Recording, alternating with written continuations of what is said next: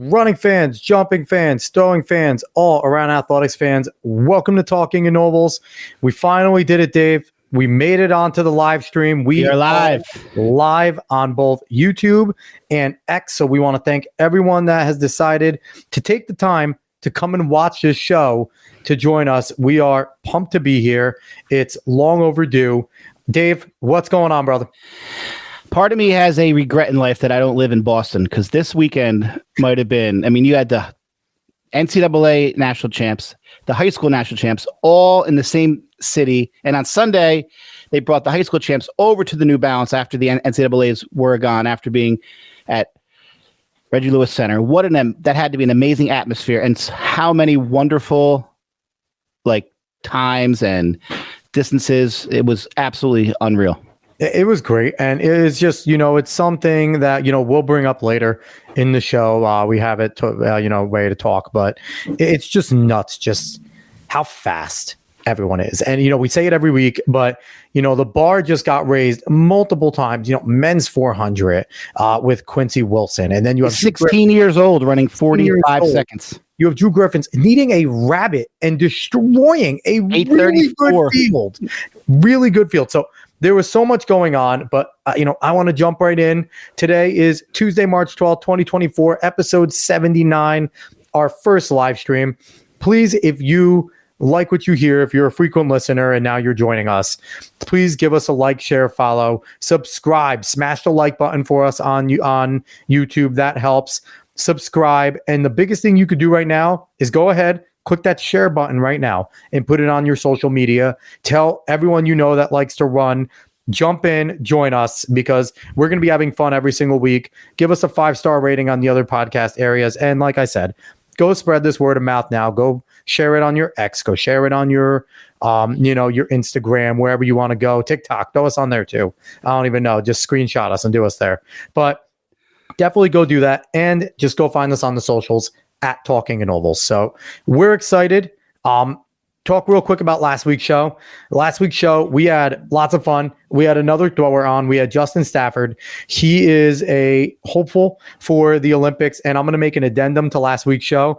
We called it the Trackstar.me Olympic Hopeful Series. We're going to call it the Olympic Dream Series from now on, because that's the name of the Give, Send, Go. It's Trackstar.me. Olympic Dreams Give, Send, Go. So please go back there, go look up that Give, Send, Go. We have a bunch of other athletes coming from that, 6 more. So we're excited to have them on. But we're going to do our thing there. I want to do a quick thing about sponsors. I want to talk about the type of things that we want. So we are always ready for sponsors, and I know that we are going to get some eyes on this, because we have amazing guests and we're having awesome guests every week. If you're interested in sponsoring us, the only stipulation we have, Dave and I talked about this, we want you to also sponsor one of our former guests that don't have one, an athlete that's at an elite level, your Eric Holtz, your Eric Sawinski's, any of them that are currently competing that need one. That's our only stipulation. And I don't think that's a lot to ask, because you'll get a lot of good screen time. Eric Holtz always on, really big presence on Instagram and stuff like that, Twitter. So you'll enjoy it. So Dave, we have some PRs. We have Red Arrow Track Club, Tom Figueroa coming back. I watched his daughter race at the, I even texted you and said, Figueroa's daughter's running the Mana. She ran a great race, won her heat in 4:56. She looked good. Yeah, and that was a PR for her, 4:56.66. She finished 17th place, but then she came back 3 hours later and doubled in the 2-mile. Yeah. And, he said that it was a PR. She's never ran it before. She ran an 11:06.87. She wasn't happy with her time. But, that's ballsy to come back and run both. So awesome for her. And also they had an 8th grader, Audrey Klein, PR'd in the 1-mile, 5:45.04, and in the 800, 2:39.42. So always excited, always love talking, to the, Red Arrow Track Group. We appreciate you guys. Hopefully some of you are out there watching, and we're pumped that, we continue to give you guys shout outs, and, we have some others, but we're going to have the gentleman on that I think we were going to give a shout out to anyway next. Oh, absolutely. So without further ado, let's bring in our guest today. Our guest is a guest we've had on before, Chris Tafelski, head cross country and track and field coach over at Westfield High School, having, the best public school year that I have ever seen. Chris, what's going on, man? Hey guys, how you guys doing? We are excited to have you on. We are excited to talk to you, and this is not too long after we talked to you and your full team after having a historic XC season. This is I feel like it's deja vu. It was like a week ago that we did that. But more than that, but now we're back. I want to jump right in. Yeah, let's do it. What the hell, man? Another season of not just the distance guys. You put it together top to bottom. Listen, they are the first team in New Jersey history to run sub 10:05, sub 7:47, and sub 3:21 in the same season. It's never happened in the whole history of this wonderful state. All the amazing times that have been run in this state. First time any school has ever done that. So that's freaking amazing. And we need to do some research because we need to see nationally how other public schools stack up. Because I think you are having one of the best seasons of public schools. We see a lot of private schools. We see Bullis School all the time. We see those types of things. But it's hard for public schools to come in and not only take second in the DMR and then come back and win in the 4x8. So, I just want to start back with you, Chris. Yeah, let's do it. Just get some reflections and reactions on this, this season and what it took to, lock back in for indoor. Yeah, it was, I think when you asked me back in January when we were on, the number one priority is stay healthy, which is very hard to do in the winter because healthy, when you talk about runners and healthy, you're talking about injuries. But, the other wrinkle that always rears its head at some point in the winter season is illness too. It's brutal in the winter. So that part of it, we were able to stay very consistent this winter. You get your bugs that go through the team and stuff. And, but we managed to hold a lot of that at bay for a good amount of the time. We did have some illnesses strike in the last 2 or 3 weeks of the season. So, as a friend of mine who coaches with us over the course of the year says, every season has a storm, and you're never gonna have like an eventless season. There's always gonna be some obstacle or something you're going to have to encounter along the way. And we had our share of those, but we did manage to navigate and manage those situations pretty well. Obviously, yeah. Obviously. Yeah, so, it's tough because, you're coming off a long cross country season and you want the kids when they show up on the first day indoor, the kids are all coming to you from different things. You've got your cross country kids that the kids who made NXN, you're giving them time off. So they're not even really there on the first day or the first really week and a half. Then you've got other distance kids who are just coming off their 2-week break and they're, itchy to get back at it. And there's a lot of good energy on the first day about what they hope to do and all that. And then you've got your sprinters and your hurdlers who have been talking about just wait for the start of indoor from, since the end of last outdoor season. And they are just so amped up and ready to rip, Yeah. And then you've got newbies who, have no idea what to expect. They're out, they've never done the sport before and they're hearing that we're doing good stuff and they're eager to give it a try. And so you got to like manage all these different groups of kids who are coming to you from different places. So that was tricky, and my goal was to kind of like slow roll the start of the winter.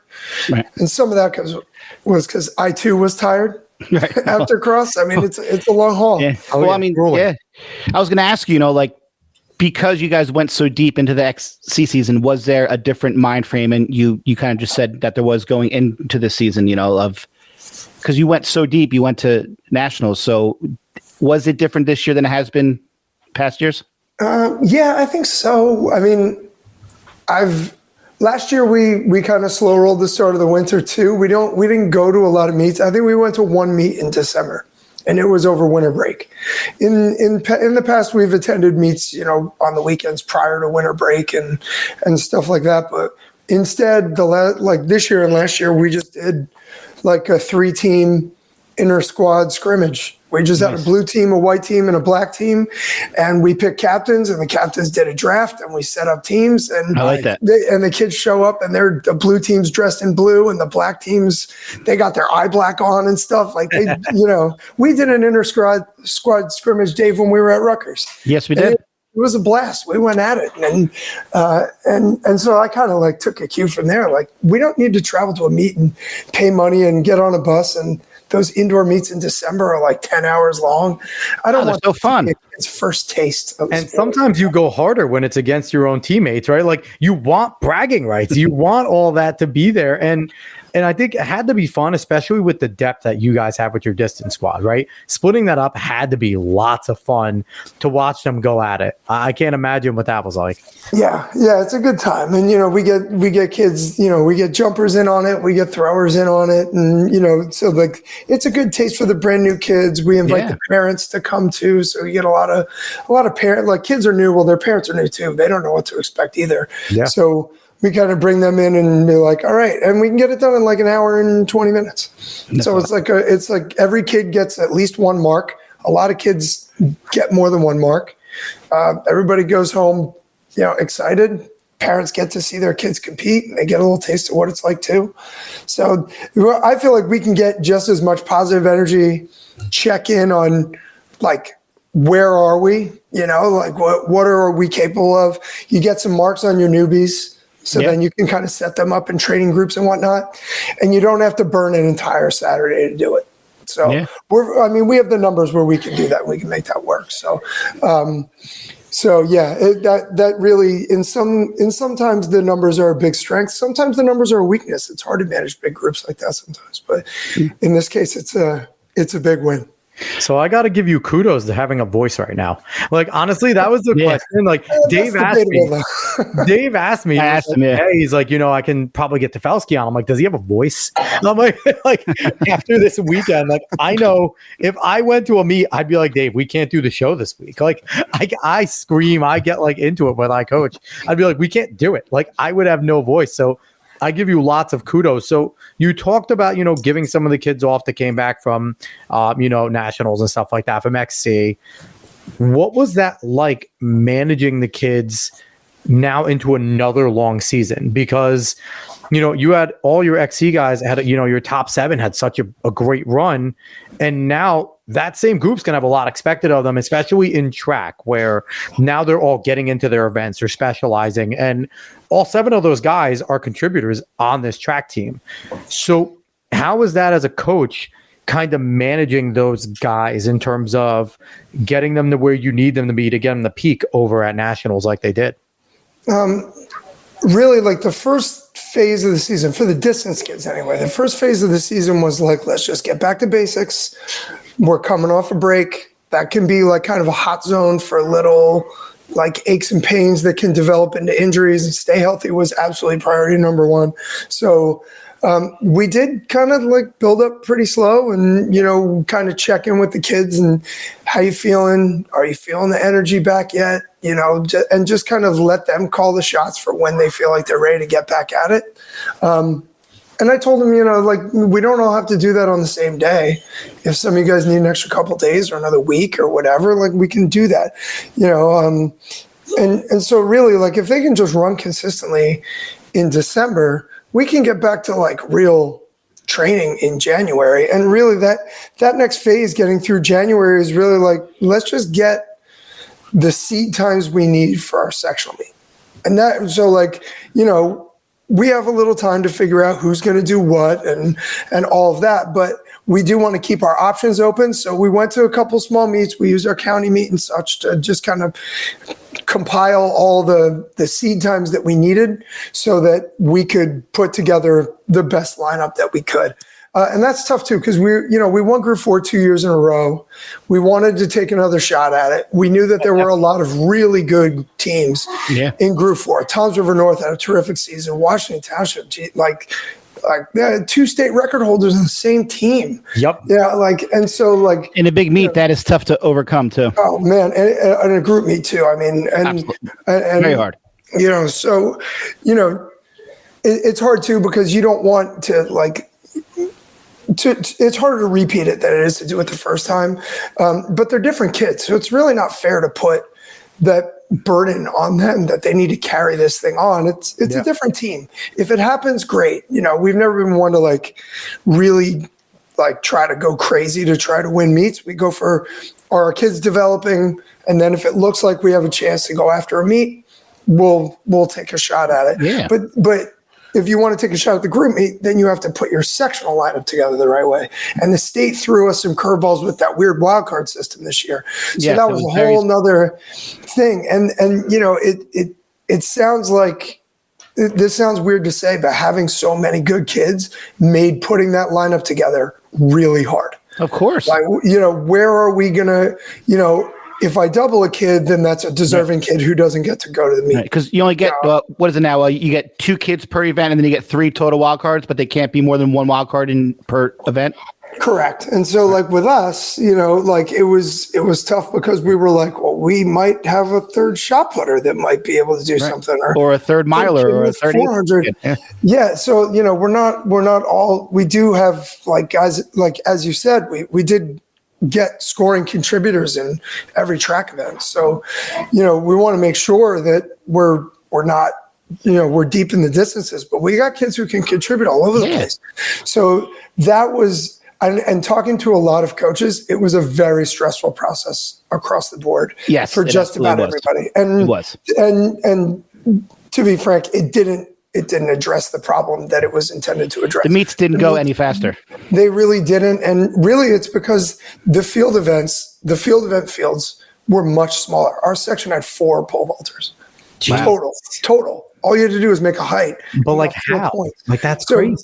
But if people are only putting 3 kids in an event, or you only have 3 events where you can put that third kid. Correct. Are you going to put a third vaulter in? I think that's pretty rare for a lot of teams. And in the winter with the high jump, how many teams have the opportunity to really practice the high jump? I mean, this winter weather was pretty good, so you probably could get a lot of reps if you practice outdoors. We do almost all of our training outdoors. Our throwers are inside, but we're outside every day. Even when we had those snow interruptions, we never had an indoor practice for any of our reps. I mean, you get out the shovels, you go, and you clear a lane, and you do what you got to do. That used to be a big cultural thing for us, and then we had our track replaced 3 years ago, and they will not allow us to shovel. Oh, because that was, we had the manpower for sure. With all the kids we have, we could knock that out in an hour and a half. But our instructions now are, you void the warranty on the new surface if you put a shovel on it. So we're in the parking lot, we're on the road, you make it work. Make it work. You're only limited by your own creativity there. I think. Exactly. So I want to ask. So going in to the group meet after sectionals, how confident were you? Did you think you guys had a good shot? Because you guys won pretty handily, but was going into that meet something that you thought should happen, or were you still it's kind of up in the air? Oh, it was up in the air. I don't think you can ever walk into a group championship track. Not a group 4 meet, no. Maybe it's that, but I don't think anybody can ever walk into one of those meets and be like, we got this. It's never going to go the way you think it's going to go. I say that to the kids, and I say it to my assistants all the time too. Whatever you think is going to happen, it's not going to go that way. Some kids are going to vastly exceed their seed or their expectations. Some kids are not, they get caught up in the moment, or they just have a bad day or whatever. So last spring, we were second in the Group 4 meet. Pennsauken moved up to Group 4, and then with the smoke, it became a one-day meet. Remember? And there was no trials and the hurdles or the jumps. It was craziness. It was really strange, but I actually thought that worked to our advantage because Pennsauken was definitely the favorite going into that meet, and they were relying on a small number of exceptionally strong kids, and But I thought, the one-day meet, that's going to be tough. And their coaches did a magnificent job of like managing them and putting them in the right spots. And they came out with like 70-something points that day. And we had like high 50s, mid 50s, I forget. But if you had told me when I woke up that morning that we were going to score 50-something points, I think we scored 18 in the throws, but our seeds were only like 4. And we scored like 18 points at the throws. I was like, if we're scoring 50 whatever points, I was like, we got this. And Pensacola showed up and blew our doors off. And I was like, great. But that's a great number in the sections. Like, you expect to win when you have that type of number there. Yeah. So, it's never going to go the way you want. And so you just have to always have that in the back of your mind. And I never really talked to kids at track meets about the team score. And I liked it before the live results had the team score, because the kids would come up to me and be like, what's the score? And I'd be like, don't worry about it. Just run your next event. Because really that's what it is, right? I mean, a 2-miler can't control what the kids in the 400 do, and the kids in the hurdles do. Everybody's just got to concentrate on filling their role. So, if everybody does what they can do in their respective events and you get a little lucky, then the point total hopefully will work out in your favor. But, it's not like a soccer game where you can like play defense. You have no control over what somebody's doing in the high jump. Tell me that would be amazing if there was an event where you could like roller derby it. Like that would be a fun event. You just get like somewhere like your throwers that can run and just let them roller derby each other. I think that needs to be a new event. So was there a chip on your sprinters and throwers' shoulders after seeing what the XC team did? Was there kind of a chip on their shoulders going like, hey, they did something great, but we're ready to do some special stuff this year too? Chip, no, I don't think there was a chip. They were excited because I think they knew that if they could contribute, that the distance runners were going to contribute, and if we could sprinkle some more points on the top, like at a group meet, you need your big kids. You got to have some big kids in a group meet. But even then, group 4 is so deep that you could have big kids and they come away with a 3rd or a 4th or whatever. So they could have an exceptional day and not come away with a huge point haul. So it's like getting the points from like the big guys, and then can you sprinkle in those extra points that you weren't supposed to? I don't like using that expression, but the points you weren't supposed to. You weren't expected to get. Yeah. I mean, because I don't like kids looking at performance lists and deciding where they belong.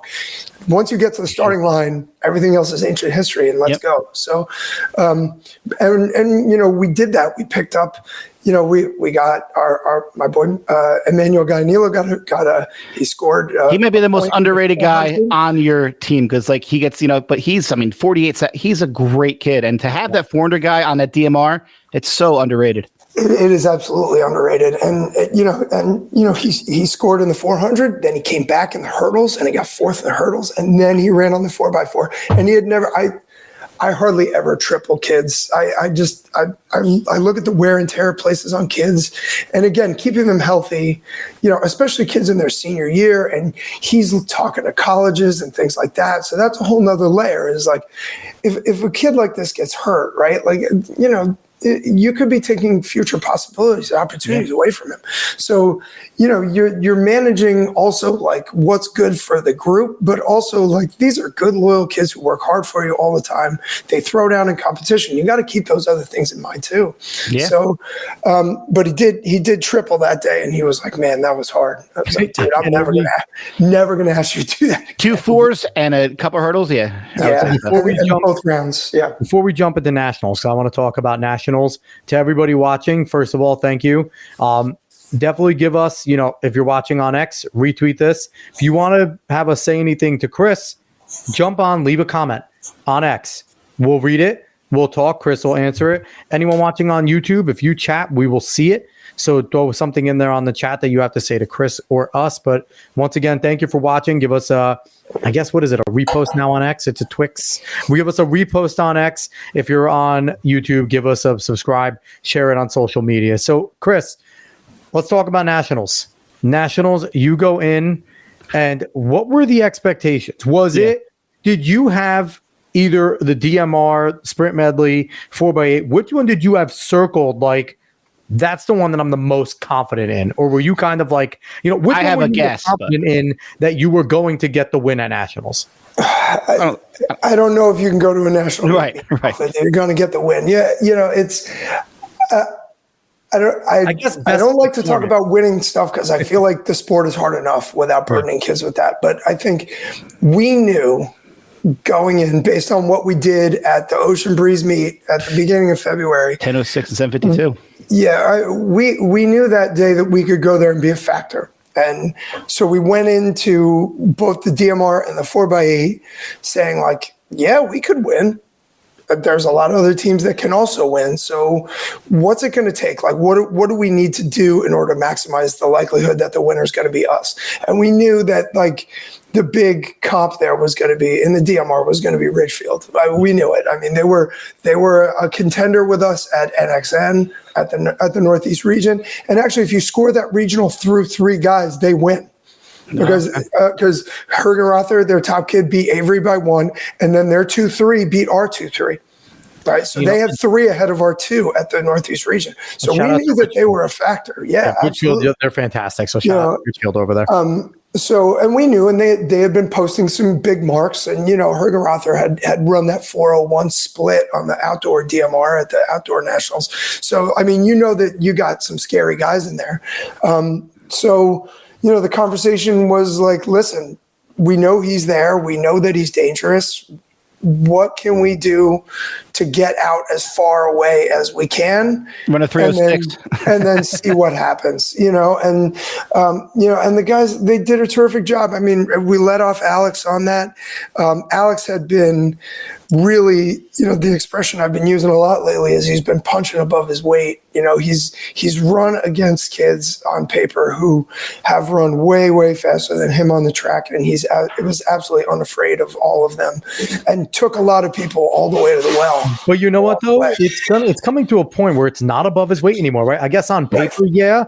But it's like we're starting to see Alex's races, and it's now coming to a point where it's expected. It's expected that Alex is going to put up a big-time race in a big-time moment. And his consistency, I think, has been fantastic, that he's just consistently gotten better. He ran a hell of a 4x8 anchor, too. Yeah, and the thing about it, too, that, I think his and my inexperience with him running the 12, because he took the lead after the 4th lap. So he led the last 400. Yeah. He was kind of looking like he could have done it a lap sooner, but it's hard to send a kid halfway through a 1,200 meter leg. Oh, yeah. And the 12 is such a different race. Like, unless you run a lot of DMRs, and unless you're leading off a lot of DMRs, it is a hard race to strategize for, because it's like, okay, run 1,000 and then hold on, but we don't run 1,000 that often. Yeah. So it's like, it's so hard to kind of get the right pace, and he did as good as he could. Yeah. I mean, he was terrific. He'd never run the 1,200 before ever. And and we were in that situation last year at Penn also, because we had an injury, and Liam Murillo ran the 1,200 on the lead up at Penn in the pouring rain, and I think he ran 306, and he had never run the 12 either. But our race plan on the 12 is like, dude, you got to treat it like it's an 8. Yep. It's a lot. You got to, and just hold on. And a lot of people, they run their first lap way too fast. And so they get to the 400 meter mark and they've already been slowing down for 10 seconds and they still have 4 laps to go inside. So, don't take the early bait and just bide your time a little bit in that first 400. If you're there at 6 and if you're there at 8, then make your move. And, Alex did his job. Manny and Jimmy, absolutely, they did their jobs over the middle legs.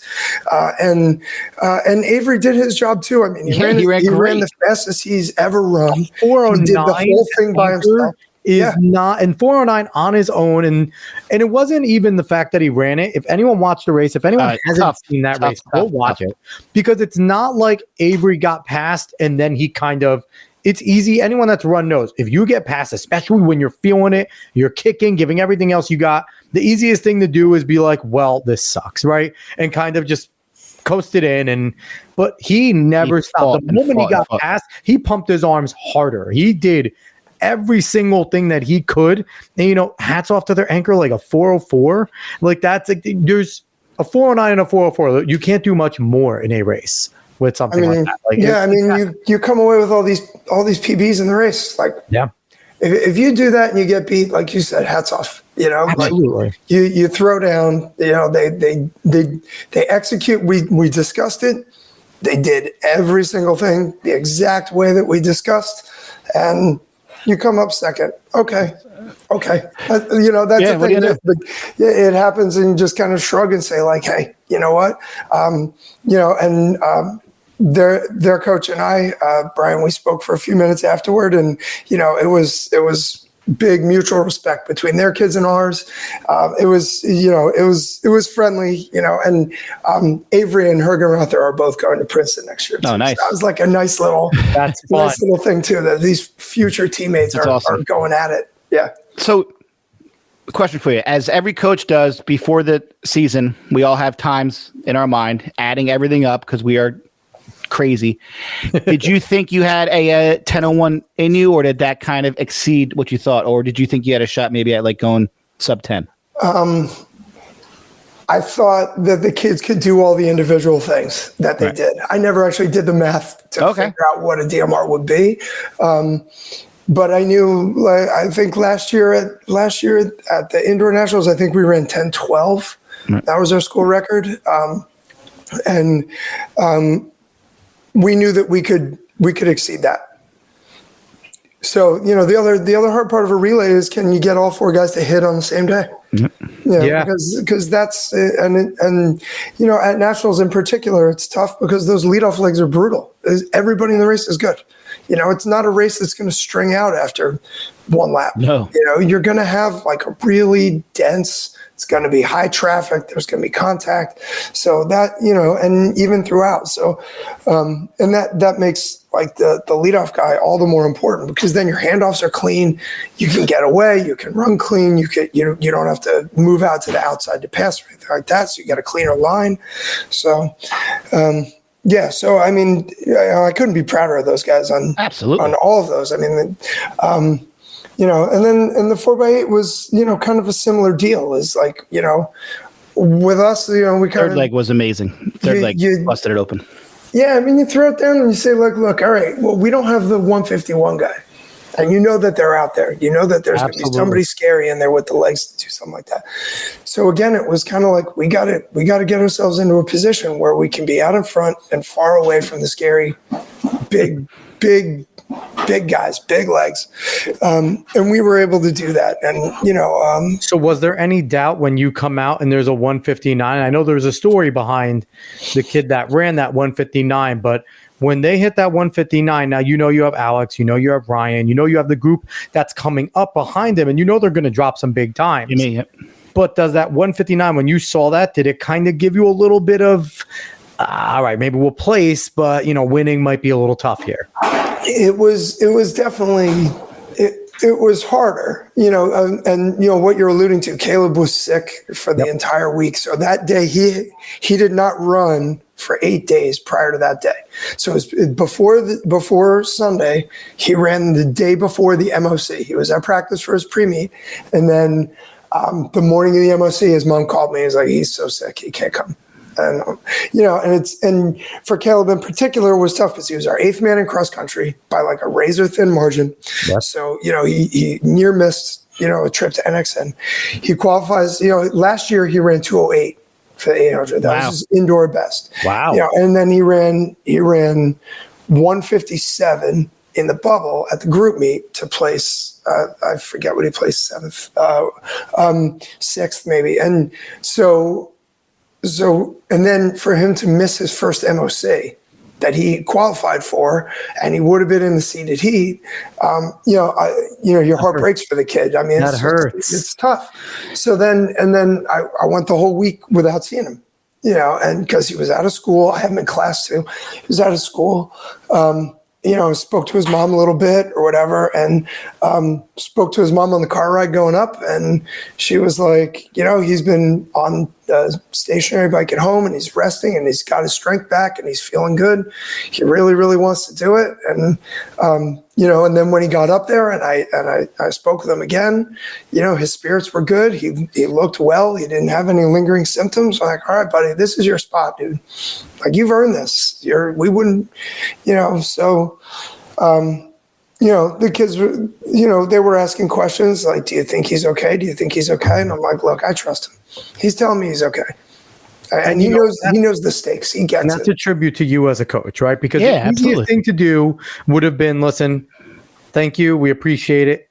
We got Avery coming back on a double. You know what I mean? Like, because you have Avery Keith, who is your fastest distance runner. Well, I was just going to ask, like, not and even, an option, but not the first four to be in this group.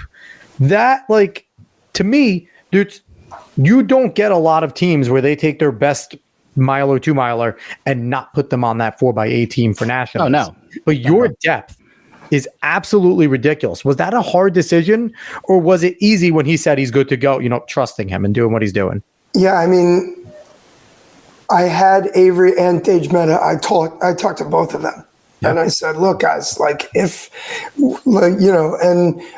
Tage was not going to compete that day. So he was actually with his folks. He was going to go home. And I was like, listen, like, if this happens, if Caleb for some reason can't go, if he does his pre-meter or something like that, and he's not feeling good, we're not scratching this team, dude. We got to. And he was like, absolutely, I'll do it. I mean, this is the kind of gamer Tage is. And that's awesome. I love it. Yeah. And the other part of it is, like, we're going up there with a group. We went up there with, I think, 16 boys, and you want to give all of them roles that they value. They all earned their appearance in the meet, and you want to, and that is, again, it's the hard part of having that many good kids. And people might say, oh yeah, I'd love to have that problem. And okay, I get that. But at the same time, like, giving all of them a role that has value to them and keeping them invested in the process is a real challenge in a year where you have fewer entries in your state meet. Yeah. I wish that we would have qualifying standards for a lot of these meets, so that we could get more kids involved who are on that level. Right? I think if you have the best 4x4 in the state, why can't you run all 4 kids in the open 4, at your group meet or whatever? I just, if you've got, there should at least be an exception. Like, there should be an exception, right? Like, if it's like you have that relay, like, if even like the throwers, if you win your relay championship, like, there should be like an AQ, right? Those 3 guys, like, there should be something there. Cause like you said, like, that's a crime that Toms River North couldn't run their 400 kids. Toms River North has been absolutely crushing it in the 4x4 all year. One of the best 4x4s in the state, and one of their guys is in the country, and 1 or 2 of them is not allowed to run. That's insane. You're missing out on 2 guys that could place. I mean, we do classify by school size, so we all have a lot of kids, right? So we've kind of wiped out that as a variable. So let's go. But, again, so, getting back, it was, we trusted Caleb to do it. And we also trusted that the other 3 guys could get it done, and Caleb did a terrific job. I mean, the kid he's tough. He's a tough dude. And he navigated that really well. It was by far like the densest race he'd ever run, as far as like the number of bodies that were all on that level. He navigated it well. I think, the lack of running over 8 days showed itself in the last like 100 meters or so, but he was fine. And you know what? And that's what teams do, right? Is like you find ways to make it work. No meet's ever going to go exactly the way you want. And I can imagine he breathed a sigh of relief, because you know what? At least he went sub 2, right? Like, there's something that, like, at least I went sub 2. Like, he probably wanted to go closer to like a 157, right? More than likely. But at least he walked away. Like, I gave it what I got. I told coach I could do this. I dropped to sub 2. Like, I didn't go out there and run a 202 and, like, you know what I mean? Which, nope, you're not shaking a stick at 202 in high school, but still, like, he did his part. I feel like in that race, you need better than that. Yeah. but that's the other part of it is, and this again is like hats off to Jimmy and Ryan on the middle legs is, we were farther back than we were expecting to be at that point, and none of them panicked. They didn't go out in 25, just to like try to fix it, and I think which is hard. That's hard not to do. But that's where, you go to the senior on the second leg and it's like, okay, something you've got a lot of experience. You know what you're doing. You're not going to, Jimmy didn't really eat much into the lead until the last like 300 or so. And I think that was because he was very disciplined about the way he ran his first 4, to not do that. And, we had a kid 2 years ago. His name's Ben Hacker. One of the best races he ever ran. We're in the DMR at the state relays, and the gun goes off, and the baton gets knocked out of his hand. And so everybody's coming around the curve, and you're in the bubble, right? So you see nothing. Yep. And they're coming around the curve, and I'm like, "Where's Ben? What's going on?" And I see him coming, he's like probably 15 yards behind the field, and I just looked at him and I was like, dude, it's fine. And he just looked at me. He gave me a nod. He handed off in third place. And it was just one of those things where, and I showed the kids the race. Like, look, guys, shit is going to happen sometime. Yeah. Just keep on keeping on. Don't panic. You make those panicky moves, they always backfire. Always backfire. Shortest thing in the relay. Keep your cool and just chip away. And they chipped away. And then, something else I learned from watching other good 4x8 teams. And I'm going to credit Tim Mooney and Nicole Galili for this, because I learned this from watching their relay teams. Not that I planned for this, but going with your faster, you get your faster guys. Every leg you go to a faster guy. Every leg you go to a faster guy, and just give them people to chase, and just And I've watched them execute 4x8s at Ridge exceptionally well over the years, and this goes back a long time. I definitely took a page from that playbook on that. And that kind of bucks the trend, right? Like you put your second fastest guy first, your middle 2 guys are a little slower, and your anchor is supposed to be your fast guy. That's like typically like the relay style, right?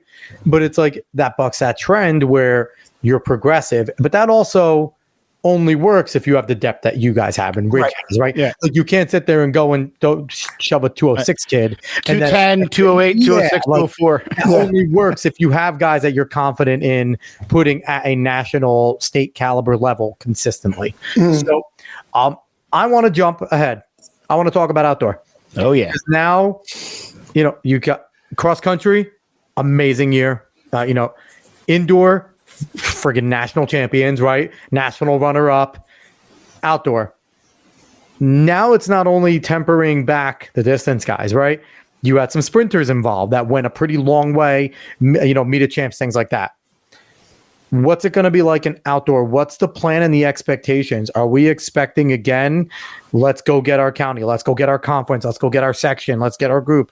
Was that the expectations again, to come out, just be a bunch of killers again and do what you did? Or is it more of a, let's pick and choose our meets early, see where we are late, and, do what we can do, because the legs are going to be tired. Like that's just, and I can imagine as a coach, like you said, great problem to have all the depth and all the talent, but now this is they went to nationals in XC, they went to nationals in indoor, and now it's like, okay, how are you planning to manage this right now? And then one to throw one more thing in there, with Penn being in April, do you have to go into this season coaching differently, because knowing that you have to get them ready for Penn, whereas indoor season there wasn't that big early meet?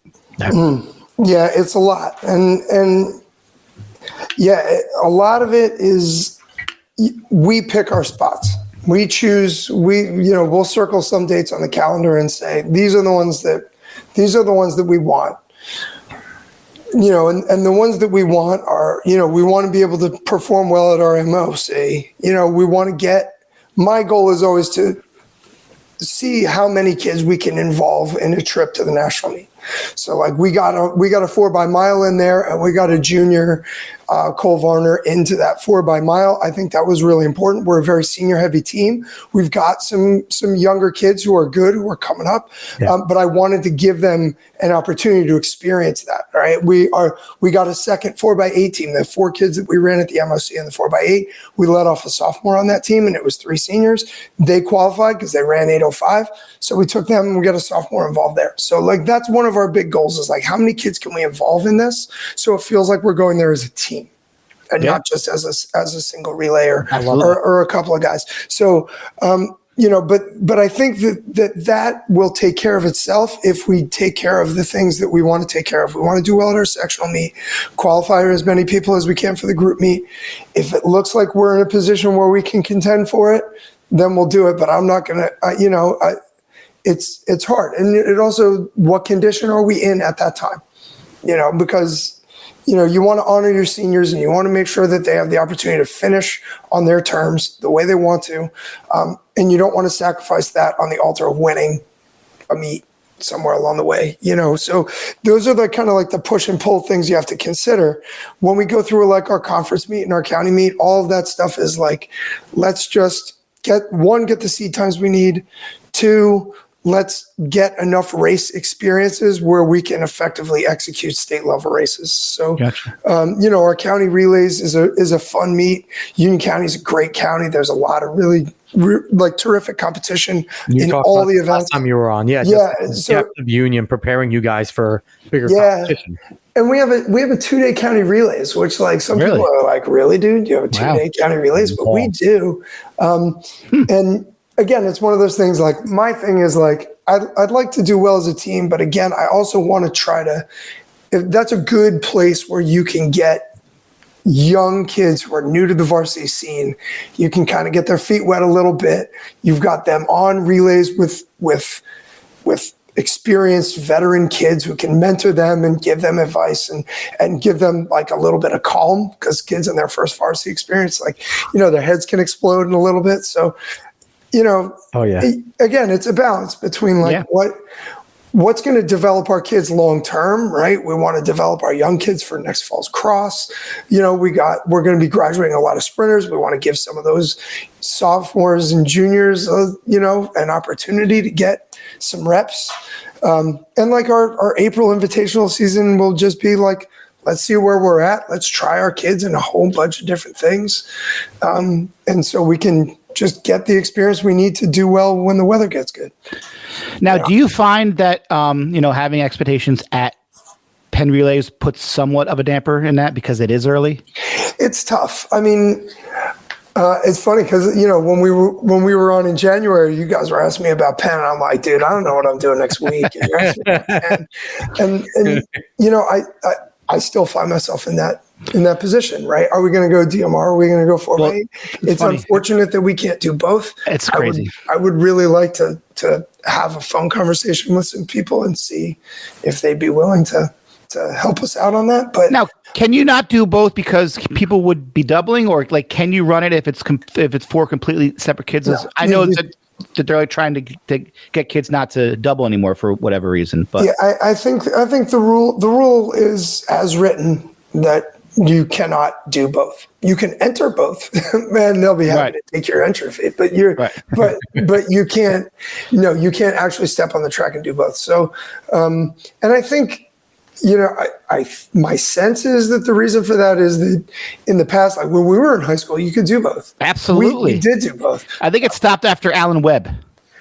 Yeah, I don't know exactly when it occurred, but I do think that there were a number of teams that were qualifying in both and then picking one and then running like a B team in the other. Okay, well, and that B team really had no business being there. Because I was you're displacing qualifying teams. So, I think that really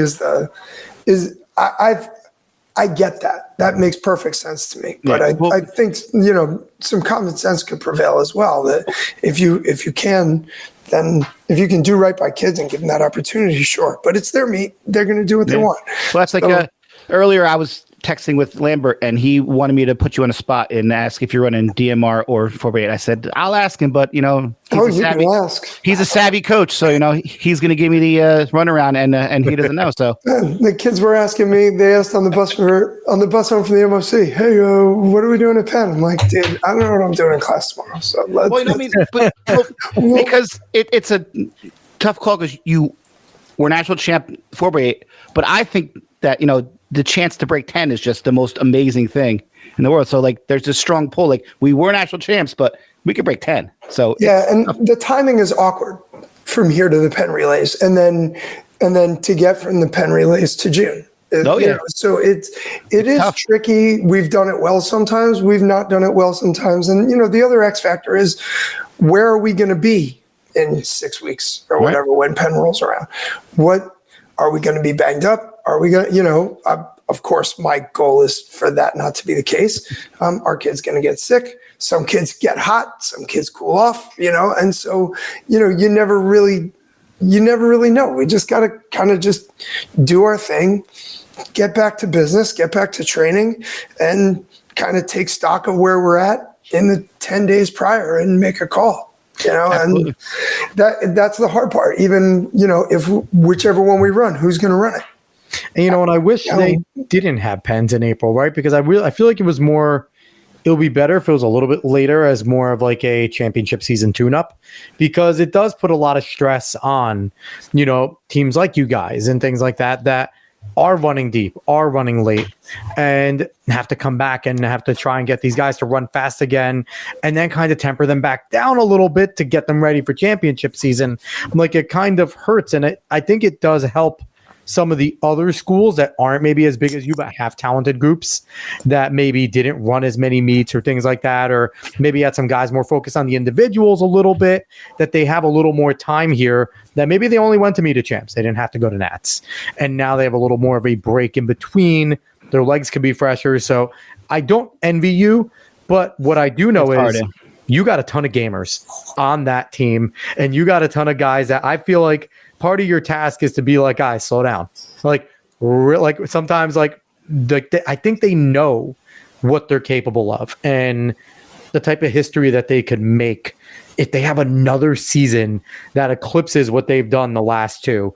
Is there any conversation amongst the team about finishing off the year? Let's finish. Let's complete the final season here, and let's put our stamp on this state without putting pressure on themselves, I guess. And that's a hard to navigate, right? Yeah, very hard. I'm sure they've had that conversation. We have not, but again, it's one of those things too where, the trip is tiring. The emotions of the trip are tiring. So, when they all, went home with their folks after the meet, and, I've crossed paths with a couple of them in school, but it's kind of been give them their space, let them decompress, let them recover from the ups. And, we had some downs at the meet too. Given the way the sprint med ended up, I thought we could have been podium in the sprint med. We had a drop, unfortunately, in the sprint med, but, and those are the ups and downs that happen at a meet, right? It's never going to be perfect and things are going to happen, but just kind of give them the space to kind of talk amongst themselves or whatever. But I will have a senior sit down. I always do, this time of year. And talk about the challenges of being a senior in the spring. How do you keep your level up when so many seniors around you are taking their foot off the pedal, right? And the distractions like prom and things like that, and all the stuff coming up, the senior events that come up. It's a big deal. Tough. Yeah. And for us in particular, it's tough because our sectional meet, the Saturday of the sectional meet is our prom. And our sectional meet on day 2 is at Ridge, and it starts at noon. Yeah. Everybody else starts in the morning, or 12:30. I forget what the start time is, but everybody else starts at 9:30, 10 o'clock, but we start at noon, and that's our prom. So it's guys, what are we going to do? Because the last couple of events are the 16, the 4x4. Yeah. What are we doing, guys? I mean, we have to make a decision, and then when the date gets close, we got to stick to it. Prom should be the weekend of short conference for every school in the state. I mean, it's difficult. It's a problem every year, prom, like, because you don't ever know, and then the schedule comes out, and it's usually during sectionals. It's like, right. And you know, everybody deals with it at some point in the calendar. Oh yeah. Right. And you know, it's a big deal for them. It's important to them, and it should be important to them. Not going. And I'll say to the young athletes, young athletes that are facing that problem, there's no correct answer, right? They're like, as much as coaches and everything, we'd love for you to be like, screw prom, right? We were all seniors. We were all in high school. We were all, you know, in similar situations. I mean, I would tell you for a fact, if I had the opportunity, a lot of these Westfield individuals have, prom would be an afterthought, right? Because knowing what I know as an adult and knowing about high school and things like that, like, I wouldn't go, and I would, you know, go run and have the chance to achieve something. But I am not going to knock a kid for being a kid. It's tough as a coach. It's tough as an adult. It's easier as a 40-something-year-old. Exactly. But I'm not going to knock a 17-year-old kid that is looking forward to going to prom and ask their girlfriend or finally the cute girl or even the girls, you know, finally dated. You know what I mean? Like, there's big things in high school outside of what we do in running. And, you know, I'd imagine as a coach, sometimes it's tough to kind of take yourself back. And it is. Yeah. You know, but it's got to be kids too. Sometimes. Fortunately for us, the prom is on a Saturday night and our Friday night. So ours is on a Friday for you can do both, but you're going to be arriving late. Yeah. If you are in those last couple of events, you know, so, you know, again, like those are all the, you know, the question marks, and you're just going to have to navigate them as you go, right? Like, you're going to have your storm, you're going to have your, you know, those things they're going to come up along the way. And so, you know, they have that senior sit down and you say, like, listen, guys, here's where we're at. Here's what you've accomplished. And this is all the seniors, not just the you know, the kids that go to these big meets, you know, it's all of them. Is that because our expectations on our team are the same for every kid. Yeah. Right. Nobody gets to say, oh, well, I'm just JV, so these rules don't apply to me and I don't have to do this, that. No, if you're on the team, this is the deal. And we rarely have issues with that. But, you know, so to bring them all together and say, listen, you've got a couple of really important jobs to do when you finish your career out. One, you have to leave these kids who are going to inherit the team, and you need to impart on them as much as you possibly can. Like, that is your responsibility, is to mentor. You've been doing it all along. You need to focus on what you're doing, but it's not all about you. You need to leave this team in position to move forward and succeed. That's the big job to finish, right? That is like overall, but more than the physical, the big job, leave your legacy in a way where the underclassmen understand what's expected next year. Mm-hmm. And, you know, and again, that's the benefit of being able to bring a couple more of those young kids up to a meet like that, because it's not just being at the meet and managing the warm up in a new facility and all those little things that you got to learn, but it's also like the downtime, right, where kids bond, you know, when they're sitting at dinner or they're in a hotel room playing a video game or like whatever, like that. Those times, those little moments are so important. We require kids to ride buses because we're like that is key time. You know, absolutely. If it's one of those, like, you know, brutal 10-hour indoor invitationals, then like we get when you're done. Yeah, it's fine. Especially when it comes to like kids having homework and stuff. I got a project to do. Mom's going to take me. We get that. Yeah, and the winter's tough. You got midterm exams. There's a lot of other things going on there that are like wrinkles in the season that you got to navigate too. But yeah, so this is a group of kids. They take their legacy seriously. I'm confident that they're gonna finish out the way they hope to, and that's always like, you know, for seniors, they get to this time of year, and you remind them, like, you know, when you were freshmen, you would sit down with your boys and be like, yo, when we're seniors, we're gonna do this. Yeah. When you're a sophomore, like, yo, when we're seniors, we're gonna do that. Right? Okay, well, that's now. Remember that? Yeah. Cool, right? And some of you have done those things, right, that you said you were going to do, right? But like, okay, like that's now. So, and it's hard because when they're friends who are not necessarily athletes, right, are mailing it in. Yep, senioritis kicks in. Yeah, and I get that too. I think there is a certain part of like, I have to let go of this place so I can move on. And I think that some of that psychologically, I think makes sense. Is that like if I reject it, it's easier to turn and leave. Yeah. But there's the discipline though, right? These kids that are going on to be athletes in college, there is that discipline of you are going to have to sacrifice some things. And if it comes a sacrifice of, not hanging out that one extra night or going home a little early instead because you need the sleep, like these are all things that, and that's good experience because in college, it's real easy to get caught up. It's real easy to get caught up and not do the right things that you're supposed to do. And, and it's a good experience to kind of get that discipline and understand what you want, right? If you want to be really successful, you want to be great, you want to go on and do great things, then you're going to need to make those sacrifices. And again, it's tough to ask a 17, 18-year-old kid, but at the same time, you're becoming a grown man. So it's like you do need to start to prioritize now. If you're going, you're Avery, you're going to Princeton, you're going to Princeton. You're going to an amazing school. You're going to a very good, high-level competitive program in an Ivy League that puts together some of the fastest guys in the country every single year. Mm-hmm. So it's like you get to that point where now it is like, it's okay, it's time to grow up now. Like now these are the tough decisions. And so I don't envy you, Coach. And as we eclipse an hour, I want to thank everyone that is still watching. We appreciate it. And if you want to hear more from Coach Tafelski's team, we had an amazing episode 70. Wherever you go find a podcast, it's over on the YouTube as well. But anywhere you can find a podcast, go there, search it. Episode 70, we talked to 6 out of the top 7 plus Coach Tafelski there about the assistant coach too. And the assistant coach, yes, about their experience over at Nationals and their amazing XC season. But just you can get an idea of the amazing guys that Coach Tafelski gets to coach. And you'll get to see that when he talks glowingly about them, it's not a mistake. They are great young men. And I can imagine, as difficult as his job could be sometimes, having these guys makes it easier because he knows if he says, hey, you see that brick wall, go try and run through it, they're going to go full speed. Like they are just really great kids. So again, we appreciate everyone watching. Share the show.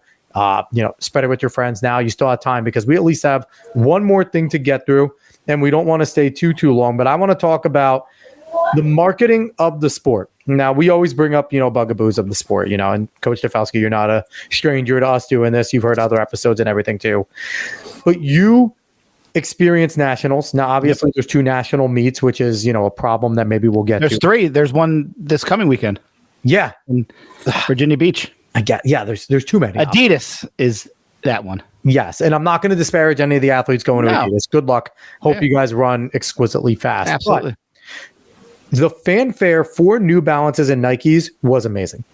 And who didn't know that they were going on along with the NCAA? X was booming. Mile Split, and I thought Sidious did an awesome job. Always. Flow Track, they all did great jobs really getting the word. And there were a lot of big things going on, but track had a piece of the pie this week at high school and collegiate level.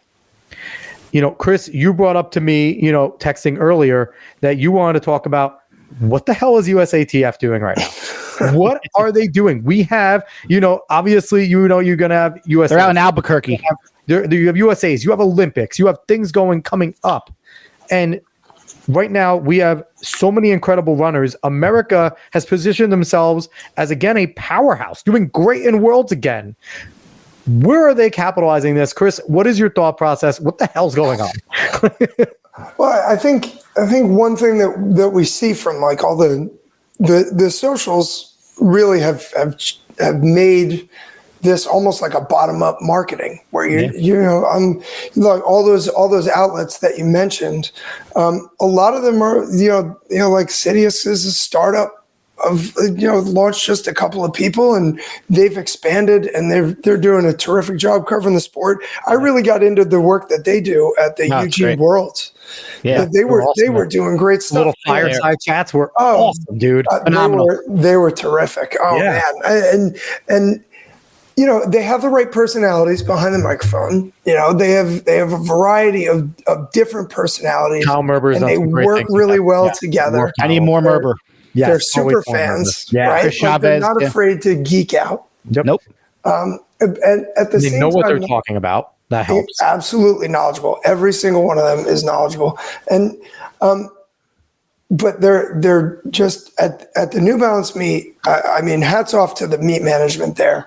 I mean, they showed how to give kids a professional experience from the facilities to a time schedule that ran on time every single event. All 4 days ran on time. The heats weren't packed. Like they were, every heat of every race was like a manageable number. They weren't packing heats to make money.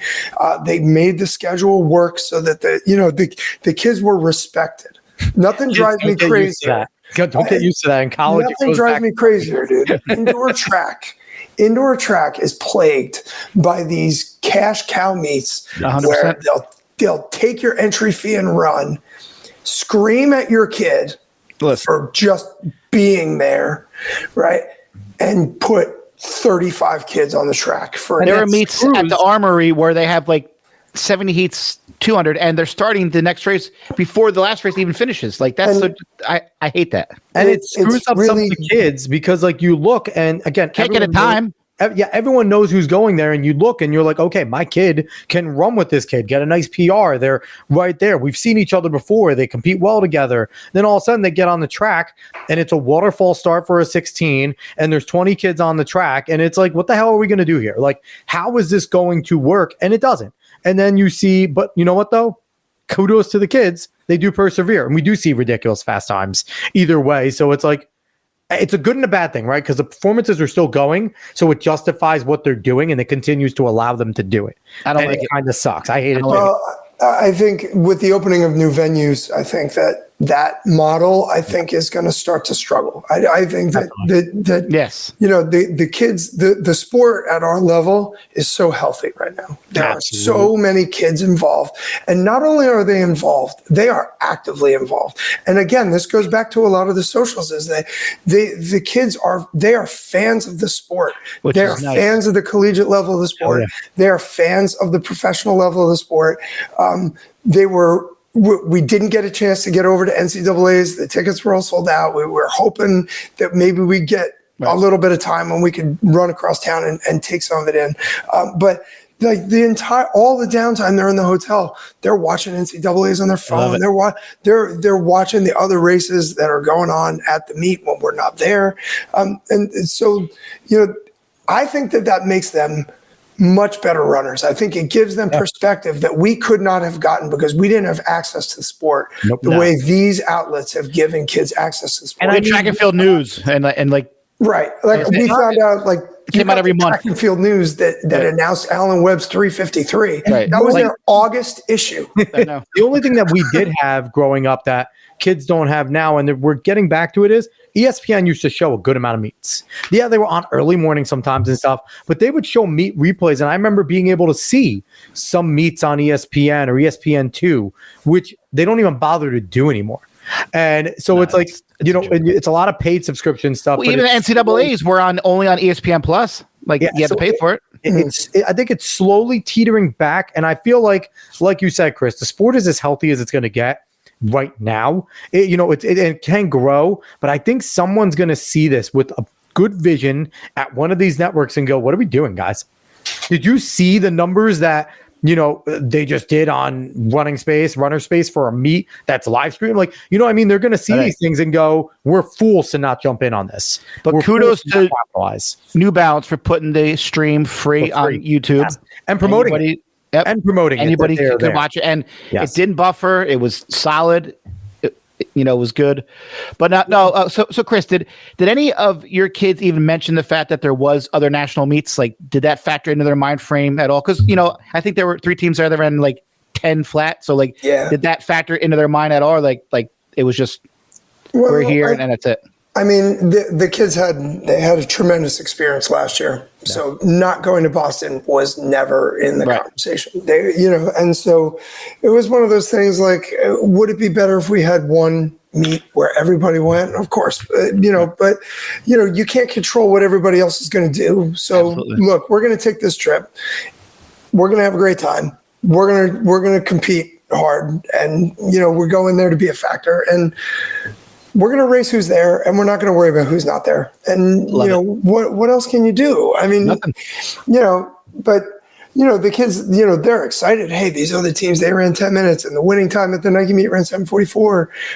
And like, okay, maybe it adds a little bit more intrigue. Like, okay, well, but you never know how those races are going to shake out if they're up against you, right? Yeah, of course, because the races are all different, and all it takes is being in that race, and maybe someone on your team runs a step faster because, so it's tough to compare because the situation is different, and the way they're preparing is different. The warm up space is different. The timing of the meet is different. So everything is a little different, and those differences, are big at times. So it's fun to compare. It's fun to look. It's fun. That's part of the sport, measuring times against each other because it's track, like measuring your distance. It is what it is. But I mean, it doesn't take away anything from what anybody accomplishes. And I know we gripe about multiple nationals meets, but again, the Adidas kids can come out and wipe the floor with all the times that were done both at New Balances and Nikes. And if they do, great. Ain't gonna happen, but if not, great for them though too, because there's still some of the elite competition in the country in all those places. So I would say the quality of both of those meets has improved tremendously. It was tremendous, Put money into it and time into it. This year, I mean, they definitely attracted from a much greater area. Yeah. This year, there were a lot more teams from out west at New Balance. You had schools from Utah, Colorado. I love it. Right, in my experience, at least in the events where I was actually at the meet for, you really didn't see much there that wasn't like Northeast, right, Mid-Atlantic, Midwest. You'd have like an Illinois team or something like that, but you got Utah, Colorado. You got you've got just Texas schools like we had Carroll, Niwot, and American Fork there, to name a few. The Bentonville team from Arkansas, a lot of these teams that we recognize from our trip to NXN. And I don't recall seeing those teams at last year's meet, at either of the meets. And so like that to me, it's really exciting. And it also, like, if the quality of both meets improves, then where you going becomes less of a question. That's what that's the conversation a lot of coaches have in like the end of February is like which doesn't matter, right? Yeah. And but look, if kids get really amped up and excited to take the trip, we're going to take the trip. Listen, real quick, Dave, would you be down for one more meet, Chris, where they line up, from all three meets, they line up one, they take the top, whatever, you get a top 8, top 6, something, line them up, do one big meet from all the champions or placers, and let's go find out a true national champion. I'm going to give you a big fat no. It's too long anyway. I figured. It's just, you get to this point and,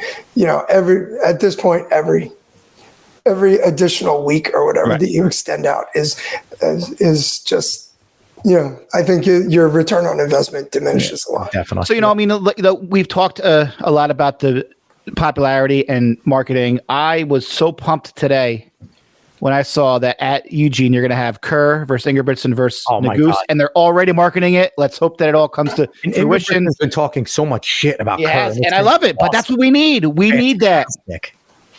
I wonder to what extent is it staged? Is this pro wrestling? Is that what we're watching right Why now? not? But that's okay. It's totally fine. But remember the cutscenes on pro wrestling where listen, you got Lyles, you got going at it with like Fred Curry. Like, we need more of this interest where there's actual rivalries that actually compete against each other. And you got Kerr speaking out about the prize money only being $40K, and then you add this element of now eyes coming to it, and someone like Ingebrigtsen saying this against a guy that beat him in Worlds.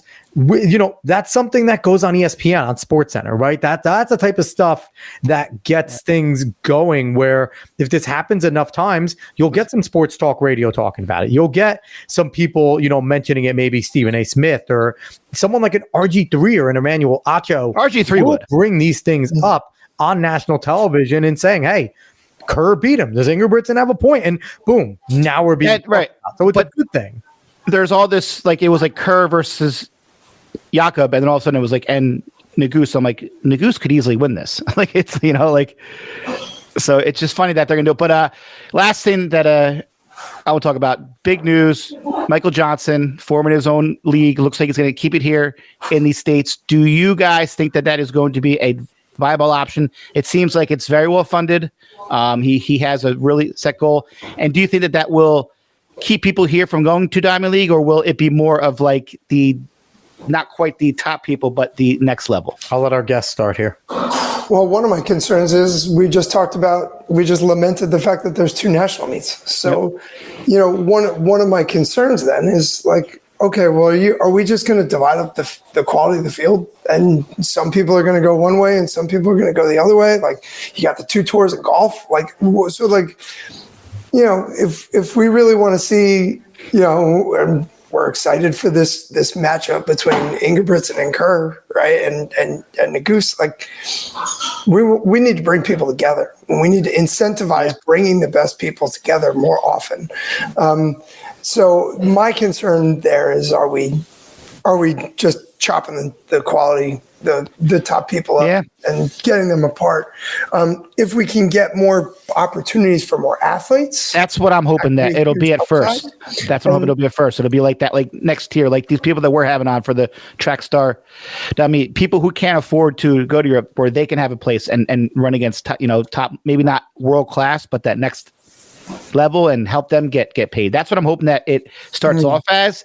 I mean, if it can branch into something where the people are coming here rather than going. I mean, I don't think you'll ever get rid of Diamond League. It's just too well known and too established, and it's very well run. And they only have finals. It's only on TV for like 2 hours. Like, they do a good product. But if we could have something here so that more people can get involved and can get paid and can do this as their job, I think that's wonderful. Yeah, that's got to be.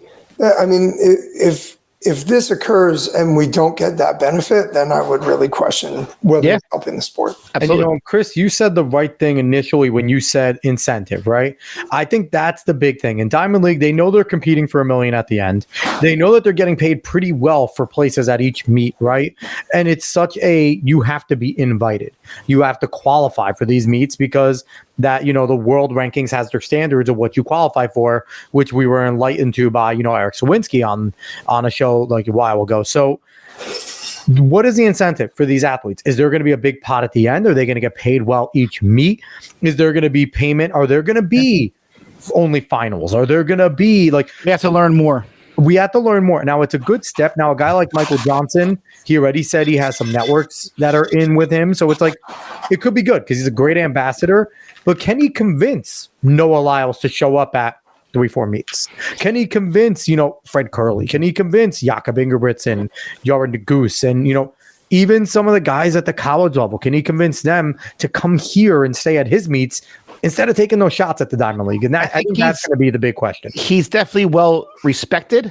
So I think people will try to, make it work if there's equal compensation per se, but people are going to go where the money is. But he definitely has cachet. He has name brand. So we can hope.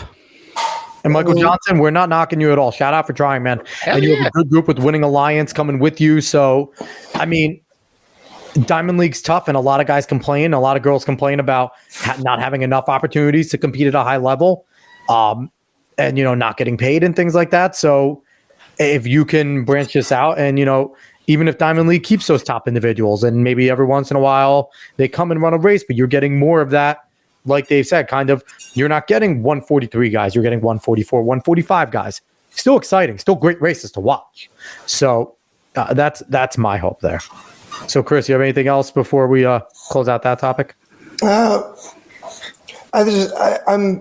dismayed by the lack of top down, that you have people doing their own thing to try to fill this void that really should be taken on by a USATF or a World Athletics or something where we just Sebco said something like right when Eugene hosted Worlds. I was like, okay, well, here in the U.S., you got Worlds in Eugene, you got the L.A. Olympics. We're going to bookend, and in the middle is going to be track. We're just going to hammer the U.S. market with track. And that has not happened. Not at all.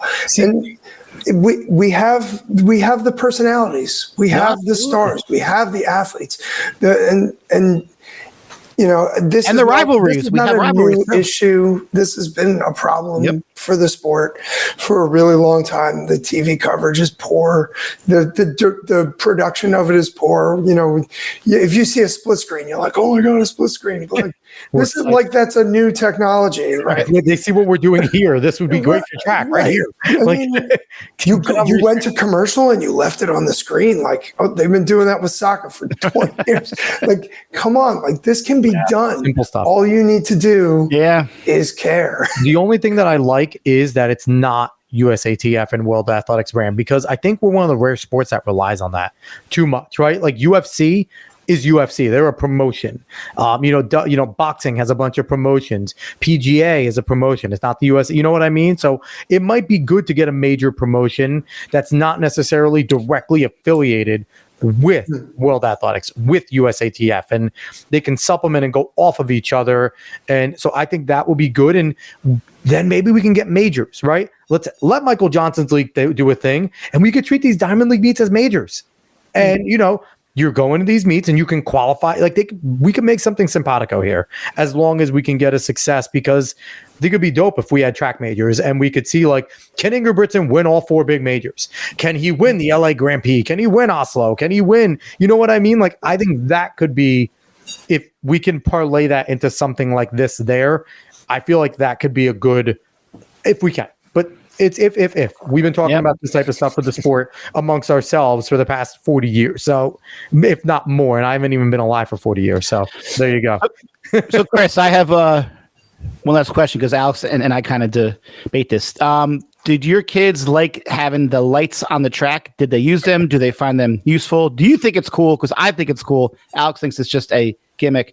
I think it's cool. Like watching that girl win the mile, like, she needed those lights, so. Did she look at them? Are you looking at the freaking lights while you're running? They're right there. They are looking. They're Absolutely. Right there. If you're doing that, then you're not running as fast as you can. I'm sorry. I'm sorry. Focus on the damn race. You're not looking at stupid lights. Everyone else is. You're not. I love them.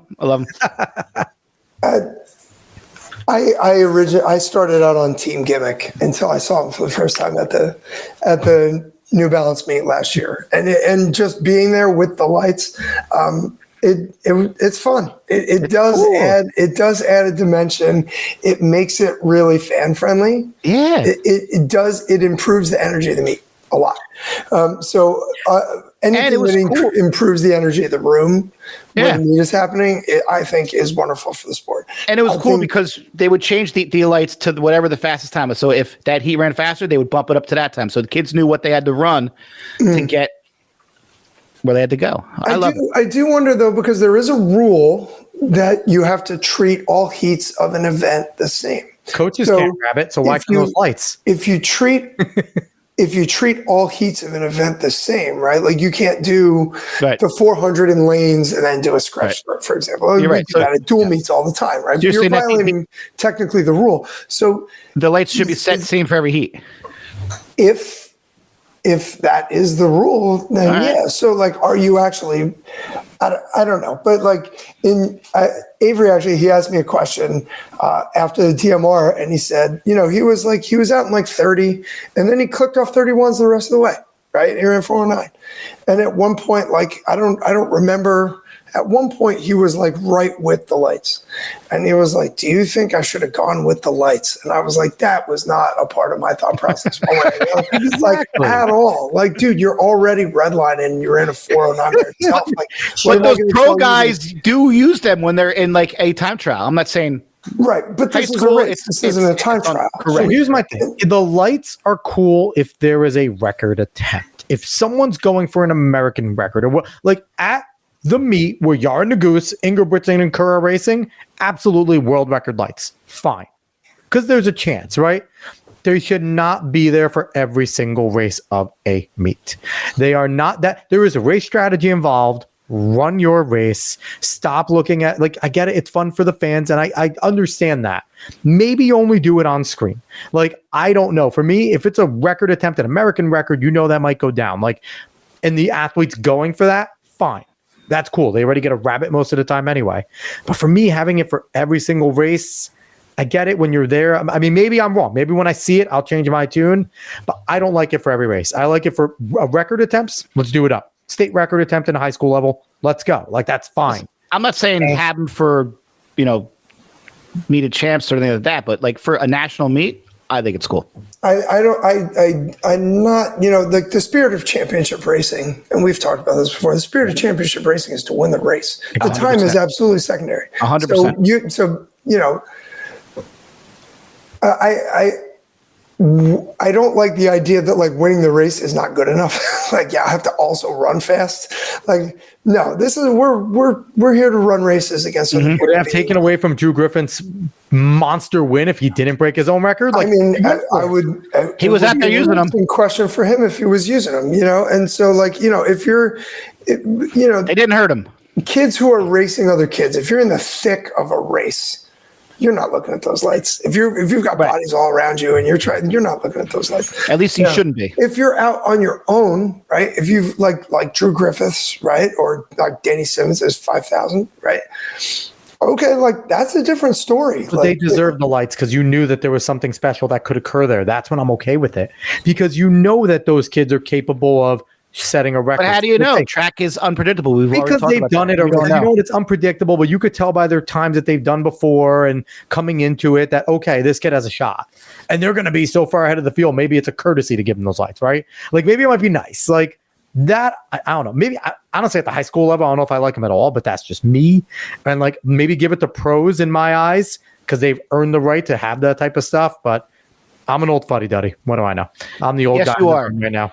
Do you want the first down line taken away too in football? The pros don't see it. We do. That's what. Yes, it's a fan-friendly thing. But the athletes that also helps the athlete. But the athlete double. It doesn't help the athlete in football. They don't see it. I know, but for track, it's a double objective. Anyway, I digress. Not a big deal. We can debate this all night, but that's fine. So the last thing I want to do and the last thing I want to mention, and Chris, you can just get your mention on this. We don't have to make it a big topic. I want to start talking basically every show. We need to change the way track sponsorships work. I hate them. There needs to not, agents, athletes, stop agreeing to these shitty brand sponsorships where you have to run times, where you have to set marks. You should be getting paid. No, there's incentives for every other pro based on things, but they get paid for a year. They get paid for service in their games. They don't get paid. There's anyone in basketball isn't getting paid only if they get a certain number of points. They're not going to lose their sponsorships or their spots. They get paid by contracts for the year. We need to start pushing for track sponsorships to be based on meets appearances, meets competed in. Like Yara Nagus, Nike, hey, these are the meets that we want you to be at. You pick 8 of them, show up, and we'll pay you X amount of money. Show up, compete well, and if you hit marks, then add money, right? Let's make these contracts like every other pro contract. And I want to start pushing for that and trying to make that thing, because it's ridiculous that, again, we talk about Eric Holt. A 352 is not sponsored. There's no reason why Eric Holt has to run between indoor and outdoor almost 30 meets in a year to get noticed. That guy should be training to hit marks throughout the year. So that is my push. Chris, what do you think about that? Do you think that's something we should be pushing for where, hey, these are the meets. We want you to go to these. Here's a list of meets. Pick 6 of them. We'll pay you X amount of money to compete at those meets. Here's incentives to get bonuses on these. Yeah, it's hard because, even earlier, we were talking about, you pick your spots and you don't, at least I don't, as a coach, pick my spots at the beginning of the season and say, these are the spots. You kind of see where it goes. You size up, you're always like assessing, like, okay, where are we at right now? Are we ready to take a shot at something? If we are, then cool. If not, then let's just do what we need to do and move forward from there. So like locking that in is like, you never know if you're an individual athlete and you're not a team. Exactly. You're a little banged up. You get sick. Like I get the professionals that race really infrequently. I get it. I don't think it's good for the sport. But that's where we have this tension between these two competing interests. You have that with like ownership and players in other sports where their interests are different. NBA is dealing with that right now in all kinds of crazy ways. And so it's difficult because you're not dealing with teams. You're dealing with individuals who, you know, they are targeting one or two things maybe in an Olympic cycle, right? You're talking about like an Olympics, a Worlds, whatever. So, you know, do I want to see stars compete more often? Absolutely. I think as a coach of high schoolers, the more often they're out there, the more I can say, hey, watch that, and the better my kids are going to be. The more they're going to learn from watching them. So, but at the same time, like, okay, that's in my interest as a fan. That's in my interest as a coach of high schoolers, but that may not be in the interest of the athlete. And it's selfish of us to demand that of them. I guess the way I look at it, though, is they're pros. Things change when you're a pro. You're now making money. And I just, you know, for me, I feel like it's a fairer system. You'll get more people will take more chances on athletes, right? If there's guaranteed meets that they have to. And again, I guess it's hard to lock it in, but maybe if you can, you know, you look at a certain number of meets, right? You know what meets you're going to generally, right? Mm-hmm. So you do have a map of how you want them to train in order to get to be certain places at certain times of the year, right? So I feel like a skilled coach, a good athlete could manage that. And, you know, maybe they have a down year, maybe they have an up year, but I feel like that's why the contracts will be structured. And again, if you qualify for Worlds, bonus. Qualify for the Olympics, bonus. You make certain heats in USATFs, bonus. Like, there could be an incentive structure to make a good amount of money and I feel like that gives them renegotiating power, right? Because say you come in, you crush your 6 meets, qualify for nationals, make an Olympic team, you come back after your 2 years are done of having success and say, hey, I'm back. Let's negotiate another contract. This is what I just did for you for 2 years, where now it's like, you know, you're 25 and you're not running 142 anymore. So, you know, bye. Where instead it's like, no, I just came out and won a meet. I'm a repeat champion of this meet that you requested me to be at over and over. Like, I feel like it would give a little more leverage to the athletes and then maybe incentivize them to team up a little, right? Like, hey, we're going to go as a group to these meets. Like, let's all decide to group up, go to these meets together, and let's compete together and let's form up. And I don't know, I just feel the current incentive structure only benefits the top. It actually, there's no one else that benefits. Oh, you're also dealing in that kind of model. You'd be looking at, are these people, you know, they're coached by different people, and then they're geographically spread out all over the country. So that's to expect them to sync up into a common schedule, it's very hard. It could force teams. It could. I mean, how many coaches, you know, in a track? There's hundreds of pro coaches. You know, like whereas in basketball and other sports, there's one coach per team. So it's definitely hard to get everyone on, and they're all in the same league. You know, I don't know what the answer is, but Dave, what do you think about the idea of like changing? Because I want to change sponsorships. Because like I said, I think this only benefits. Only benefits Noah. This only benefits Sydney McLaughlin. I think Mo. You have guys like have it, but they lose them so quickly. Do I think that sponsors year? Do I wish that sponsors were more guaranteed and there wasn't such an emphasis on time and maybe like. We talked earlier, winning a race. Sure, I don't know how to fix it because you are dealing with a lot of personalities. You know, someone like Bob Kersey is not going to care when anybody thinks that his athletes should have run. They're going to run when they want to run, which is but if they're right. On contract, he needs to coach better and get them ready for the meets. But like you're saying, a lot of his athletes, they don't need to be on contract. Like so it's until there's a more level playing field within the actual athletes. I mean, you're going to have stars, fine, but like there needs to be maybe some sort of minimum salary to keep people involved. They have to union up, and there needs to be a real league. Yeah, but I mean, I don't know. I mean, maybe this thing with MJ could work. Take off, and you know we're all going to be wearing gold shoes. You know, that'd be awesome. Yeah, you win the championship. The win is golden shoes at the end. I don't know, but I also think we should have more things like we had with him and Donovan Bailey, like one-offs. Boom. Let's have it for 20 minutes on TV, intros, race, get it done, you know? Ingebrigtsen and Kerr. Someone got hurt there, though. You got to incentivize finishing that race. Ingebrigtsen and Kerr alone on the track, 1v1, 1,500. But again, how excited are we for this Kerr? Is it going to happen? But that's the thing. Pull out. It's in May. It's May 30th. Like we are excited now in March. We have no idea. Someone might be hurt. You know, it is an Olympic year, so that could factor in things. Who knows? But, you know, it's a debate that we could have. I love it. Forever, but it's time. Thank you, Chris Tafelski, jumping on the show. First live guest. Second, helping us out. First live guest. Coach, thank you so much for jumping on. Thanks for having me, guys. It's great to see you again. Best of luck, and I'm glad that you didn't tell us your plans for a pen, because the Chris Tafelski that I know was not going to do that. So, and once again, Chris Tafelski, head XC and track coach over at Westfield High School. You know, his Westfield boys had an amazing XC season.